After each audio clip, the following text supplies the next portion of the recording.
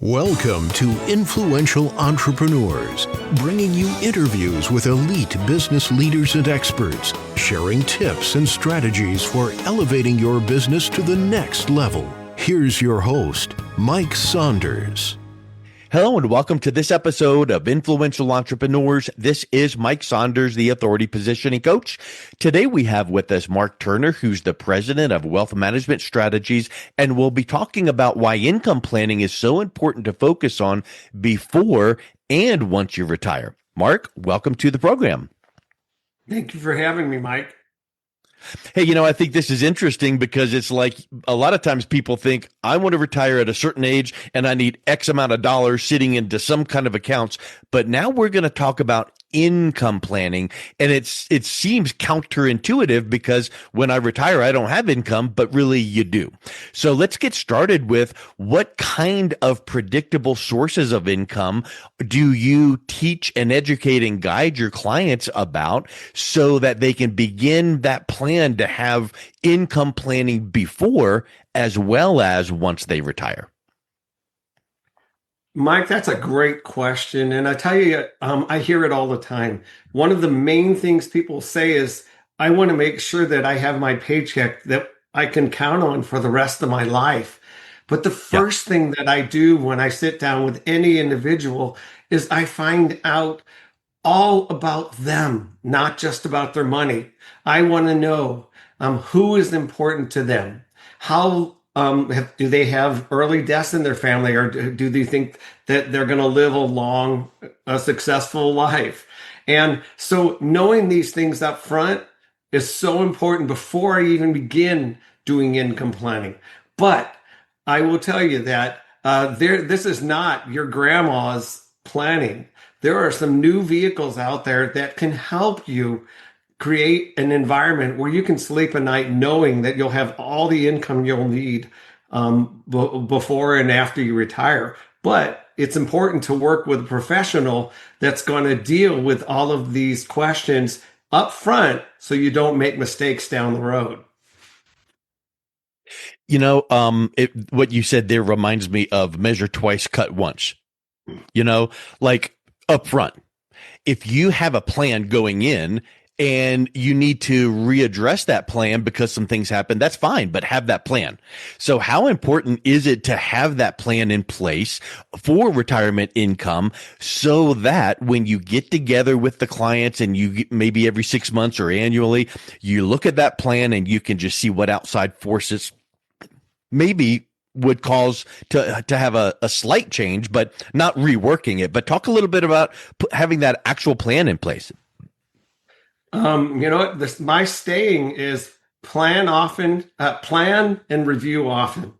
And because life changes, there are things that happen. That is why when I do planning for someone, I want to make sure that my plan isn't so fixed that life's changes won't be able to change with them. And so that's the crux of income planning.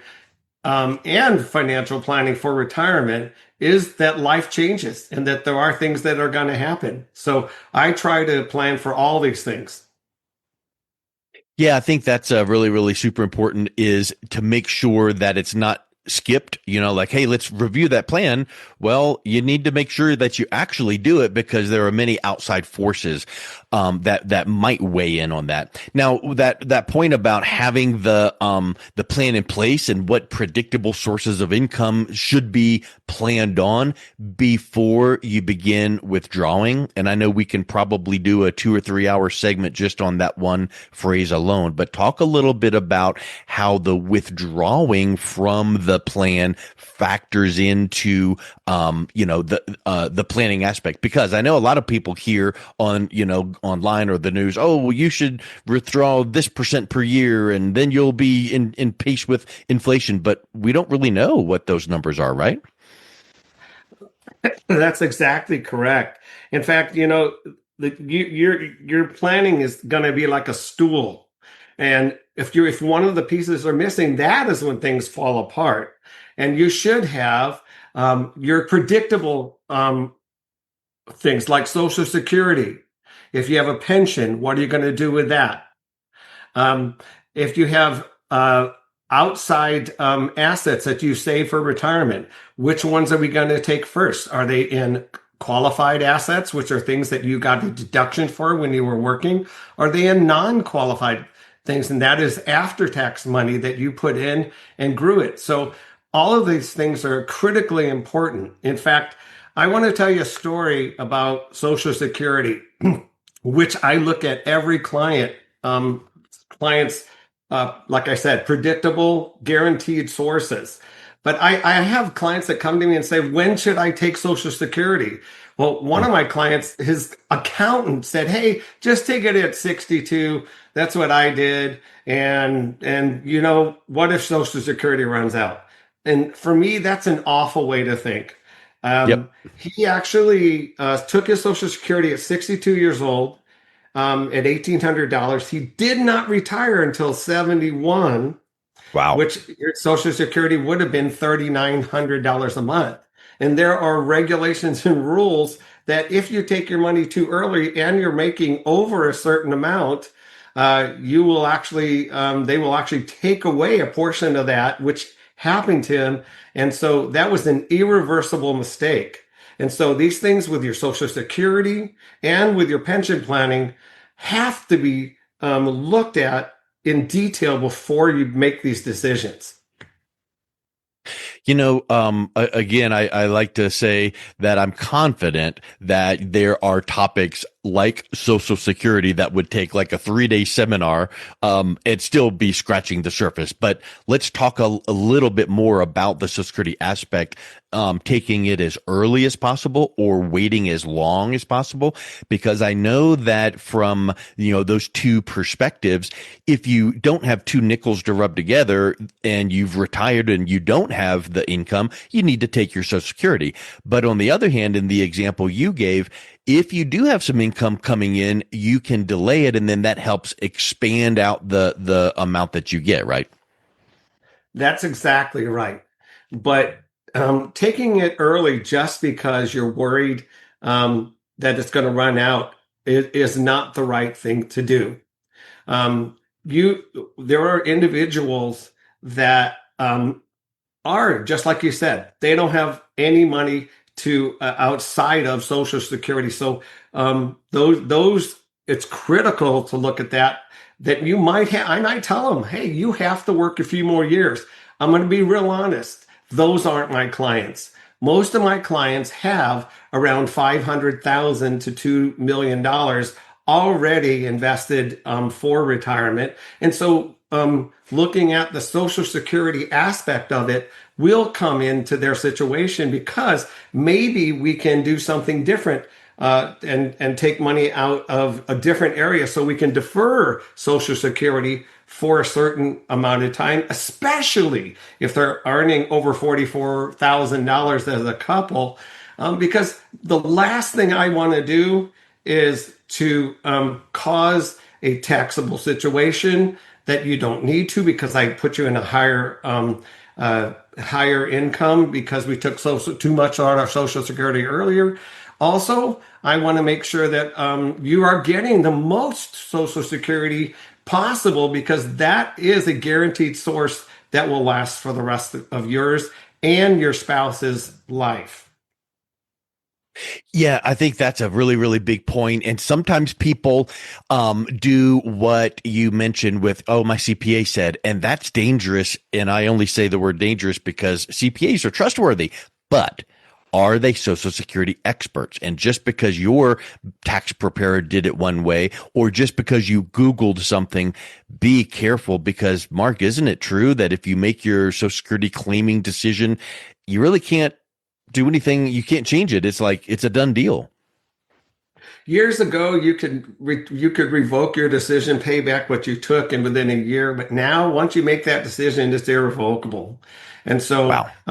again, with Social Security, you need a planner to look at everything, all Hmm. of your sources. So that way we can determine where to take money from, where it's going to be the least taxable. And we definitely don't want to have a portion of our income taken away because we didn't know all the rules. and that's an avoidable thing. That's the really big thing. It's like, the only thing constant in life or certain in life is death and taxes. Well, okay, but we don't want to pay more taxes than we should. So that's a really great point. I know a lot of times one of the biggest concerns in people's minds about retirement is running out of money. Talk a little bit about why running out of money is such a big concern that retirees have. That is the number one issue. I don't care if you're a thousandaire or a millionaire, not a multimillionaire. Believe it or not, people used to think $1 million makes you rich. Not in Southern California, not in many areas of the United States now. And so, Yeah. even if you have $1 million saved for retirement and you have Social Security coming in, it all depends on your lifestyle. And Yeah. so a lot of times I sit down with individuals who I know are going to have more money than they'll ever be able to outspend. They are still concerned about running out of money. And so that is why having a planner, meeting with that planner on a regular basis, having predictable growth, predictable income, and for a lot of people, they want to leave what's left over to their loved ones. And so this is critical in the minds of individuals when they begin retirement planning is, will I have to go back to work? I've seen at my grocery store 75-year-old individuals pushing carts, working Wow. at Walmart. Some of them do it because it's fun and they just want socialization. But for many people, they ran out of money and they had to go back to work. The one Yeah. thing that I don't ever want to happen with a client that I choose to work with and chooses to work with me is for them ever to have to go back to work because they ran out of money. You mentioned something that made my mind go to a place as well, which is it's not just getting to retirement, it's getting through retirement and having enough money left over for that family legacy. So yes, we do not know what day we're going to die and what inflation's going to do and what taxes are going to do, but we can put that plan into place and go, okay, the best choice to retire is at age whatever. I need to have X number of dollars. And then here is the big aha that I feel like is you need to set your gaze way further down the road than most people do, because it's more than just getting to retirement or having enough money in retirement. It's that legacy, right? That's a perfect statement. One of the things that I ask each individual when we first get started, I say, are you individual or couple A, or are you individual or couple B? What I mean by that is, first of all, tell me about the kids that you really still like. I'm joking. I'm joking, but the thing is, there are some people that say, look, I can take a little bit less because I want to make sure that I create a legacy for those that I love. Yeah. And that is so important. But there's also couple B who says, you know what? I did my job. I raised my kids. They're doing fine, or they don't have any children. And they say, I just want to take care of me. And so knowing that up front will help me do my planning, because because there are mathematical ways to figure out, hey, I may be able to go into principal if I'm not leaving a legacy. But Yeah. if I am leaving a legacy, I want to start now. I want to start when you're healthier. I want to put it into the plan. I want to make sure that we have an estate plan put together for you. I want to have a tax plan put together for you. And all of that is important once I know if you're couple A or couple B. Yeah, I love it. You mentioned pension, and these days, not many people have pensions, but for those that do, should someone take their pension as a lump sum or take it as that buyout? That's probably one of the biggest questions that I get from city, government, and federal employees, teachers. A lot of them have this choice to make. I work with a lot of nurses from local hospitals, and a lot of them have quite a bit of money, and they in their pension. And so, first of all, I will look at the options of the pension. Usually, it's 100% for yourself and then nothing for anybody else. And if you die, your company keeps the money, or it's 75% and then maybe 50% for your spouse, or a little bit less. So I want to look at those numbers first and see if they want to leave something to their family after they die. The other thing is, by rolling over the lump sum, I'm going to look at there are vehicles out there now where I can get a guaranteed income just like a pension. But the difference is if both people die, I can still leave that pot of gold to my, so my goal is for you to have your cake and leave it too. Yep. That's awesome. Well, I'll tell you, it's been really interesting getting your perspectives on this income planning, Mark. If someone is interested in learning a little bit more, what's the best way they can learn more and reach out and connect with you? Well, our website is wmsretirementsolutions.com, or you can reach out to us at 714-912-4906. Or you can reach us online at our website and set up a time for us to discuss your situation. Excellent. Well, Mark, thank you so much for coming on. It was a real pleasure chatting today. Thank you. You've been listening to Influential Entrepreneurs with Mike Saunders. To learn more about the resources mentioned on today's show or listen to past episodes, visit www.influentialentrepreneursradio.com.